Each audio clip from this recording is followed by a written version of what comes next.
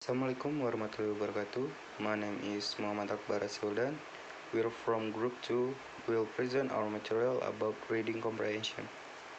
On Journal Cakrawala, 1 January 2015, reading comprehension is a series of activities or process carried out by the reader to gain an understanding of what he has read in order to obtain the information that the reader needs. According to Urquhart and Weir in William Grab, 2009-14, state the reading is the process of receiving, interpreting information in a language from via the medium of print. According to Johnson, 2008-3, reading is a practice of using text to create meaning. Based on definition, the research conclude that reading must develop so the reader can understand the meaning of passage and also catch the meaning of the text. Hello, my name is Melinda Suryani. I want to continue the presentation from Rashel before. The purpose of reading. A. Reading to search for simple information. B. Reading to swim quickly. C. Reading to learn from text. D. Reading to integrate information. E. Reading to write and reading to critique text. F. Reading for general comprehension. Type of reading. A. Intensive reading is type of reading the focus on idiom and vocabulary that taught by the teacher in the classroom and the idiom and vocabulary in access in poem, poetry, novel, or other sort. For example, the students save and focus on linguistic or something the style of reading and focus on structure, the style such a grammar. B. Extensive reading is type of reading involves learner reading text for enjoyment and to develop general reading skill.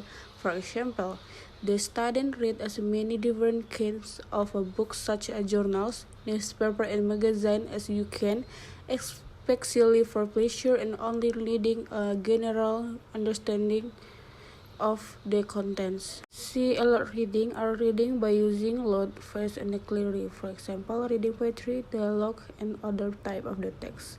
D. Silent reading activity is meant to train the students to read without voice in order the student can conquer their attention or talk to comprehend the text. For example, the student reading a text by heart. Hello, my name is Raehan Anwar. I want to continue the presentation from Melinda before. Skills and strategies that good reader use. 1. Rapid and accurate word reading. Number 2. Setting goals for reading. And then noting the structure and organization of text. 4. Monitoring their understanding while reading. 5. Creating mental notes and summaries. Number 6, making prediction about what will happen, checking them as they go along, and revising and evaluating them as needed. Number 7, capitalizing on what they know about the topic and integrating that with new learning. Number 8, making inferences. And the last is using mental image such as visualization to assist them in remembering or understanding events or characters. Next slide, the principles for teaching reading. Number 1, students need to be engaged with what they are reading. As with everything else in lessons, students who are not engaged with the reading text, not actively interested in what they are doing, are less likely to benefit from it. When they are really fired up by the topic or the task, they get much more from what is in front of them. Number 2, students should be encouraged to respond to the contents of a reading text, not just to the language. It is important to study reading text for the way they use language, the number of the paragraph, the contents, and how many times they use a relative clauses. But the meaning, the message of the text is just as important, and teachers must give students a chance to respond to that message in some way. It is especially important that they should be allowed to express their feeling about the topic, thus provoking personal engagement with it and the language. Number 3. Good teachers exploit reading text to the full. Any reading text is full of sentences, words, ideas, descriptions, etc.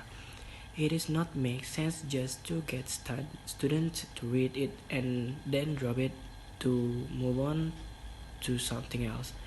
Good teachers integrate the reading text into interesting class sequences, utilizing the topic for discussion and further tasks, using the language for study and later activation. I want to continue the presentation from Raehan before. Conclusion. Reading comprehension is more than decoding shapes and figures as many teachers and learners think.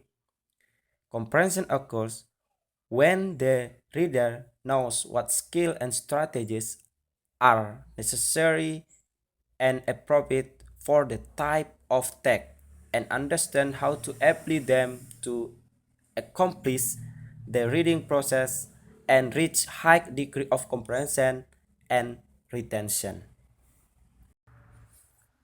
Thank you very much for your great attention, ladies and gentlemen.